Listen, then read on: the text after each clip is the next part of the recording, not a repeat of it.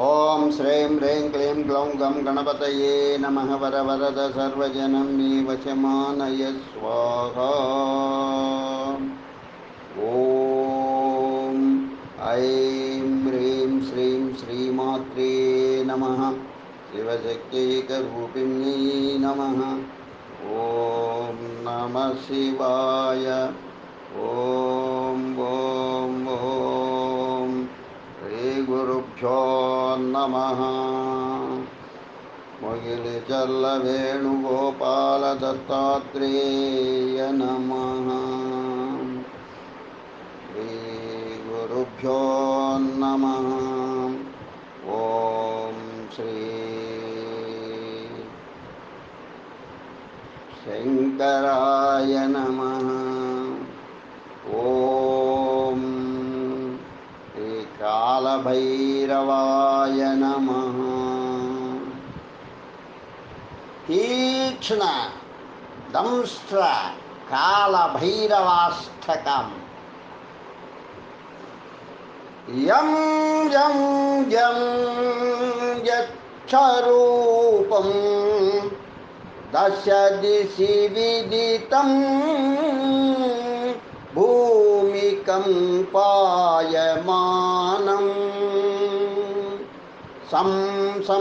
संहारमूर्तिं शिरमुकुटजटाशेखरं चन्द्रबिम्बम्।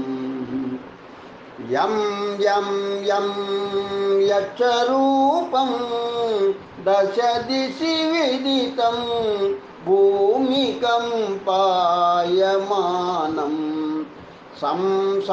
संहारमूर्तिं शिरमुकुटजटाशेखरं चन्द्रबिम्बम्।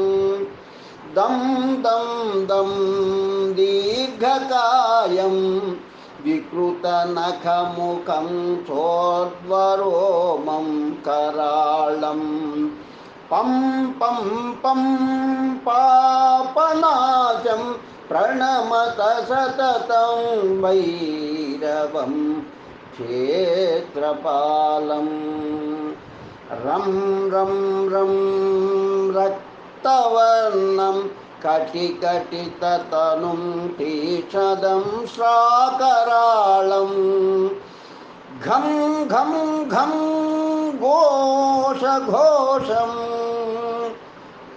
घम घ घ घ घ घटितं गर्जरं घोरनादं कं कं कं कालपाशं धृकधृकधृकितं ज्वालितं कामदाहं तं तं तं दिव्यदेहं प्रणमत सततं भैरवं क्षेत्रपालम्।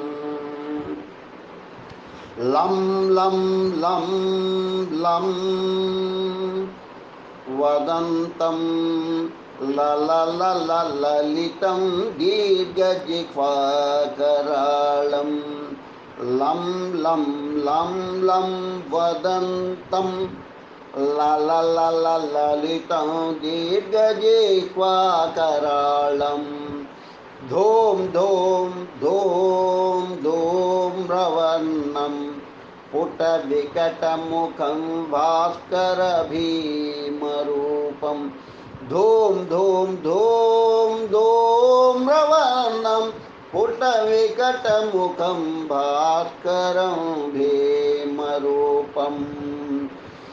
रुं रुं रुं रुण्डमालं रवितमनियतं ताम्रनेत्रं कराळं रुं रुं रुं रुण्डमालं रवितमनियतं ताम्रनेत्रं कराळं नं नं नं नग्नभूषं प्रणमत सततं भैरवं क्षेत्रपालं नं नं नं नग्नभूषं प्रणमत सततं भैरवं क्षेत्रपालं वं वं वं वायुवेगं नतजनसदयं ब्रह्मसारं परन्तं वं वं वं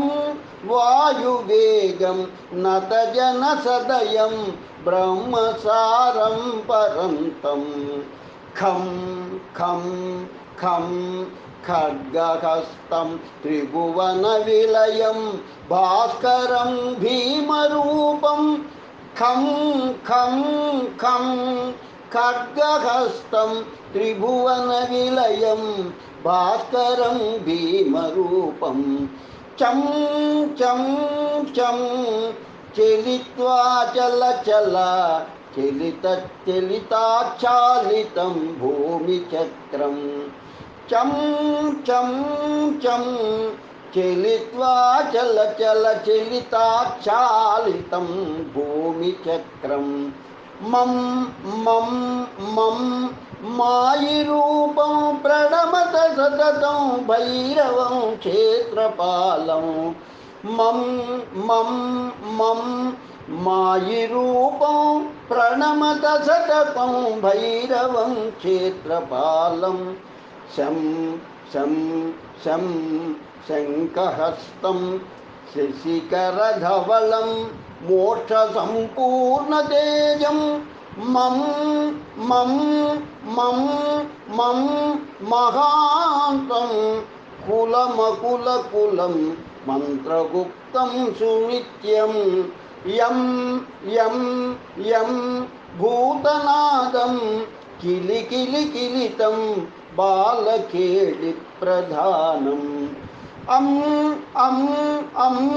अंतरिक्षं प्रणमत सततं भैरवं क्षेत्रपालं खं खं खं खड्गभेदं विषममृतमयं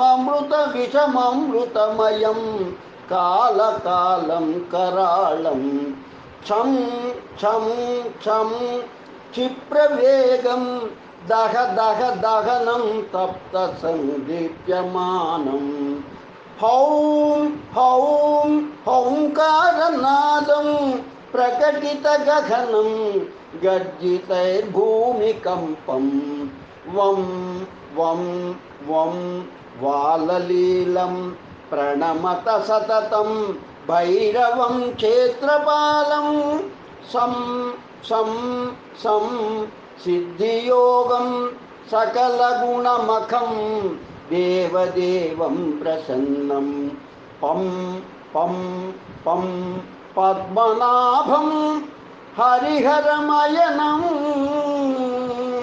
चन्द्रसूर्याग्निनेत्रम् ऐं ऐं ऐं ऐश्वर्यनाथं सततभयहरं पूर्वदेवस्वरूपं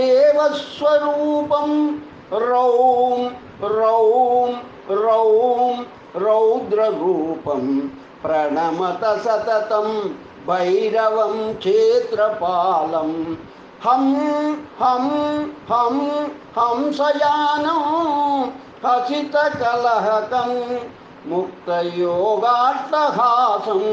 नं नं नं नेत्ररूपं शिरमुकुटजटाबन्धबन्धाग्रहस्तं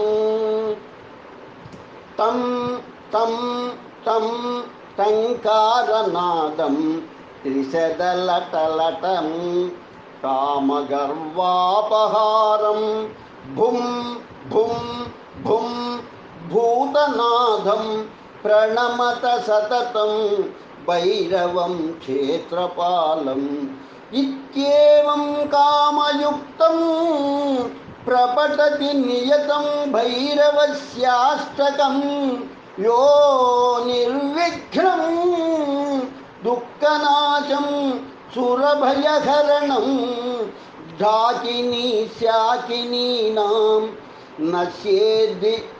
नश्येद्दिव्याघ्रसर्पौ कुतवः सलिले राज्यशंसस्य शून्यं सर्वा नश्यन्ति दूरं विपद इति वृषं चिन्तनात् सर्वसिद्धिं भैरवस्याष्टकमिदं षाण्मासं यः पठेन्नरः स याति परमं स्थानं यत्र देवो महेश्वरः सिन्धूरारुणगात्रं च सर्वजन्मविनिर्मितं मुकुटाग्र्यधरं देवं भैरवं प्रणमाम्यहं नमो भूतनादं नमो प्रेतनादं नमः कालकालं नमः रुद्रमालं नमः कालिका प्रेमलोलं करालं नमो भैरवं काशिका क्षेत्रपालं नमो भूतनादं नमो प्रेतनादं नमः कालकालं नमः रुद्रमालं नमः कालिका प्रेमलोलं करालं नमो भैरवं काशिका क्षेत्रपालं नमो भूतनादं नमो प्रेतनादं नमः कालकालं नमः रुद्रमालं नमः कालिका प्रेमलोलं करालं नमो भैरवं काशिकाक्षेत्रपालम् इति एषदंस्त्रकालभैरवाष्टकं सम्पूर्णम्। ॐ कालभैरवाय नमः। ॐ कालभैरवाय नमः। ॐ कालभैरवाय नमः। ॐ कालभैरवाय नमः। ॐ कालभैरवाय नमः। ॐ कालभैरवाय नमः। ॐ कालभैरवाय नमः। श्री स्वर्णाकर्षण भैरव स्तोत्रम्।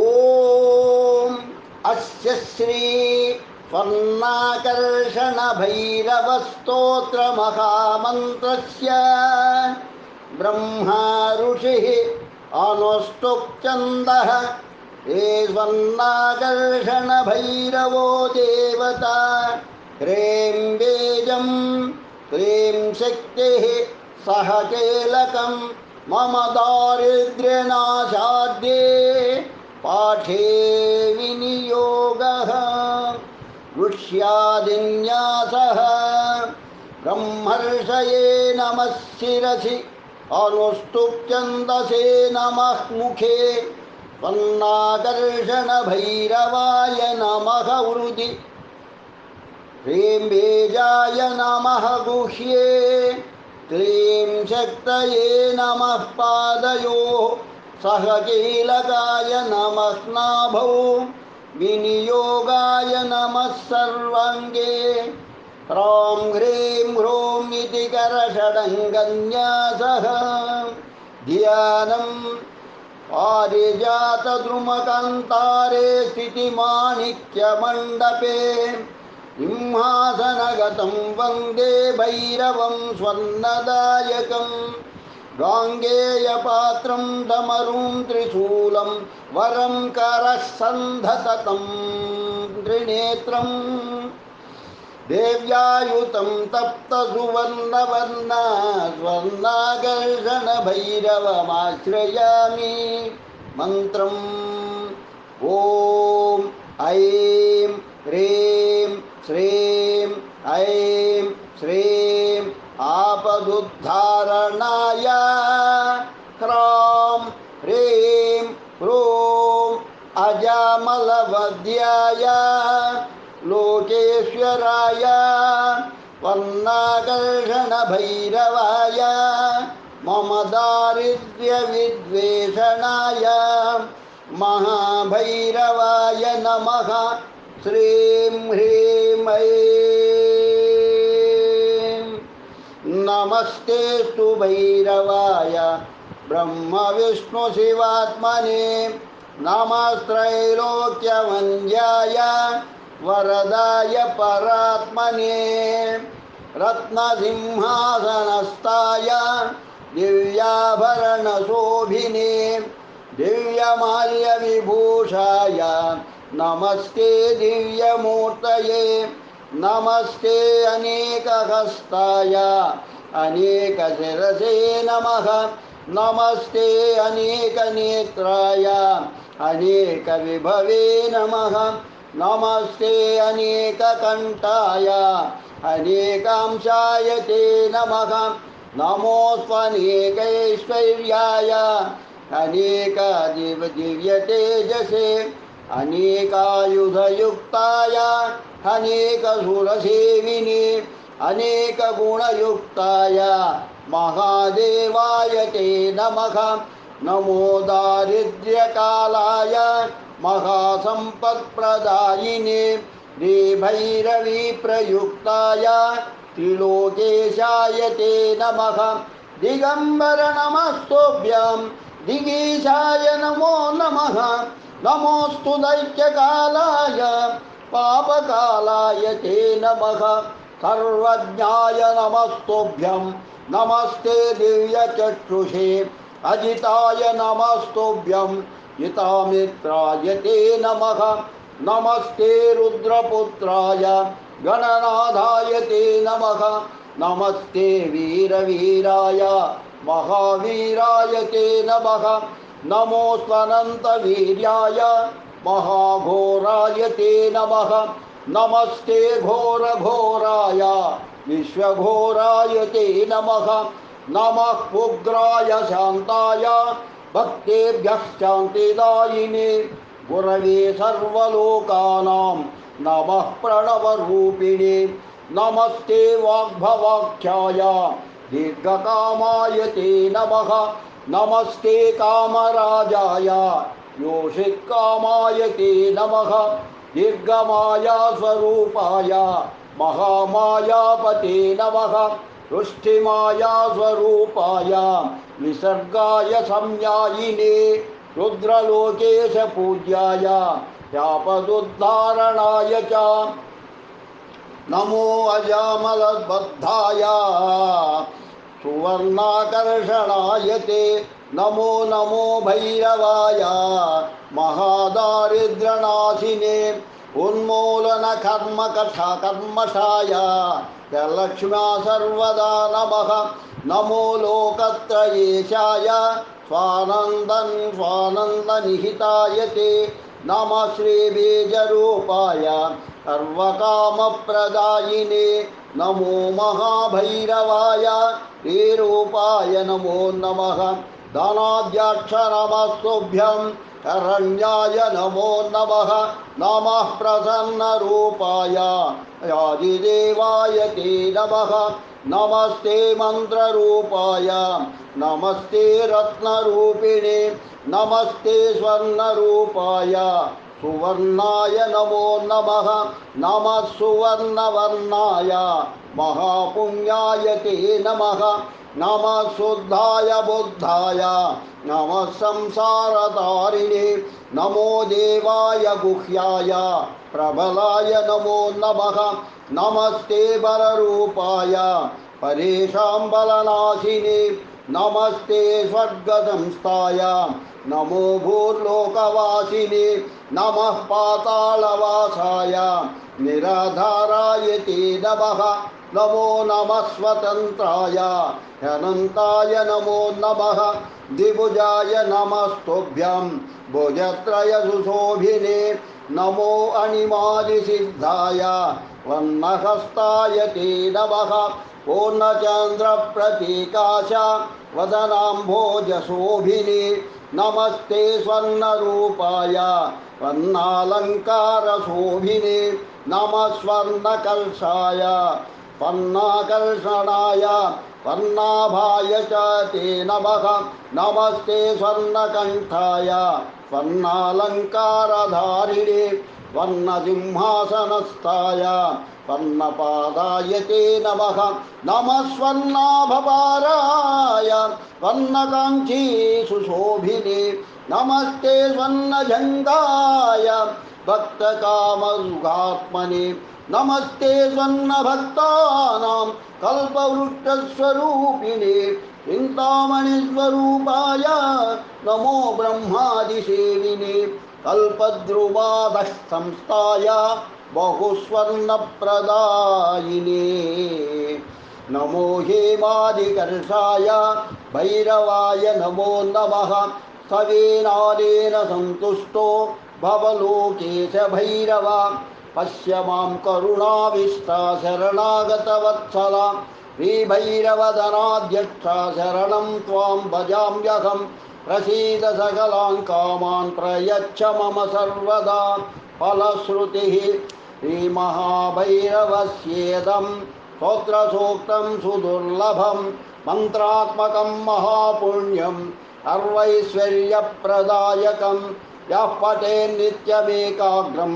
पातकैः सविमुच्यते लभते चामलालक्ष्मी अष्टैश्वर्यमवाप्नुयात् चिन्तामणिमवाप्नोति धेनुकल्पतरुं ध्रुवं पन्नराशिमवाप्नोति सिद्धिमेव समानवः सन्ध्यायां यः पठे स्तोत्रं दशावृत्या नरोत्तमै स्वप्ने श्रीभैरवस्तस्य साक्षात् भूत्वा जगद्गुरुः स्वर्णराशि ददात्येव तत्क्षणात् नास्ति संशयः सर्वदा यः पठे स्तोत्रं भैरवस्य महात्मनः लोकत्रयं वशीकुर्यादचलां श्रियमाप्नुयात् न भयं लभते क्वापि विघ्नभूतादिसम्भव म्रियन्ते शत्रवो वश्यम् अलक्ष्मीनाशमाप्नुयात् अक्षय्यां लभते सौख्यं सर्वदा मानवोत्तमा अष्टपञ्चाशतानढ्यो मन्त्रराजप्रकीर्तितः दारिद्र्यदुःखशमनं स्वर्णाकर्षणकारकः येन संजपे धीमान् स्तोत्रं वा प्रपठे सदा महाभैरवसायुज्यं स्वान्तकाले भवेद्ध्रुवम् इति रुद्रयामलतन्त्रे स्वर्णाकर्षणभैरवस्तोत्रं सम्पूर्णम्। ॐ स्वर्णाकर्षणभैरवाय नमः। ॐ स्वर्णाकर्षणभैरवाय नमः। ॐ स्वर्णाकर्षणभैरवाय नमः। ॐ ऐं ह्रीं श्रीं आपदुद्धारणाय ह्रौं ह्रीं ह्रूं अजामलवध्याय लोकेश्वराय सर्वाकर्षणभैरवाय मम दारिद्र्यविद्वेषणाय महाभैरवाय नमः। श्रीं ह्रीं ऐं ॐ ऐं ह्रीं श्रीं आपदुद्धारणाय ह्रौं ह्रीं ह्रूं अजामलवध्याय लोकेश्वराय सर्वाकर्षणभैरवाय मम दारिद्र्यविद्वेषणाय महाभैरवाय नमः। ह्रीं ह्रीं ऐं ॐ ऐं ह्रीं श्रीं आपदुद्धारणाय ह्रां ह्रीं ह्रूं अजामलवध्याय लोकेश्वराय सर्वस्वर्णाकर्षणभैरवाय मम दारिद्र्यविद्वेषणाय महाभैरवाय नमः। श्रीं ह्रीं ऐं ॐ ऐं ह्रीं श्रीं आपदुद्धारणाय ह्रां ह्रीं ह्रूं अजामलवध्याय लोकेश्वराय स्वर्णाकर्षणभैरवाय मम दारिद्र्यविद्वेषणाय महाभैरवाय नमः। ह्रीं ह्रीं ऐं ॐ ऐं श्रीं आपदुद्धारणाय ह्रां ह्रीं ह्रूं अजामलवध्याय लोकेश्वराय सर्वाकर्षणभैरवाय मम दारिद्र्यविद्वेषणाय महाभैरवाय नमः। श्रीं ह्रीं ऐं ॐ ऐं श्रीं आपदुद्धारणाय ह्रां ह्रीं ह्रूं अजामलवध्याय लोकेश्वराय सर्वास्वर्णाकर्षणभैरवाय मम दारिद्र्यविद्वेषणाय महाभैरवाय नमः। श्रीं ह्रीं ऐं ॐ ऐं ऐं श्रीं आपदुद्धारणाय ह्रां ह्रीं ह्रूं अजामलवद्याय लोकेश्वराय वर्णाकर्षण भैरवाय मम दारिद्र्य विद्वेषणाय महाभैरवाय नमः। ह्रीं ह्रीं ऐं ॐ ऐं ह्रीं श्रीं ऐं श्रीं आपदुद्धारणाय ह्रां ह्रीं ह्रूं अजामलवद्याय लोकेश्वराय वर्णाकर्षणभैरवाय मम दारिद्र्य विद्वेषणाय महाभैरवाय नमः। ह्रीं ह्रीं ऐं ॐ ऐं ह्रीं श्रीं ऐं श्रीं आपदुद्धारणाय ह्रां ह्रीं ह्रूं अजामलवद्याय लोकेश्वराय सर्वाकर्षणभैरवाय मम दारिद्र्य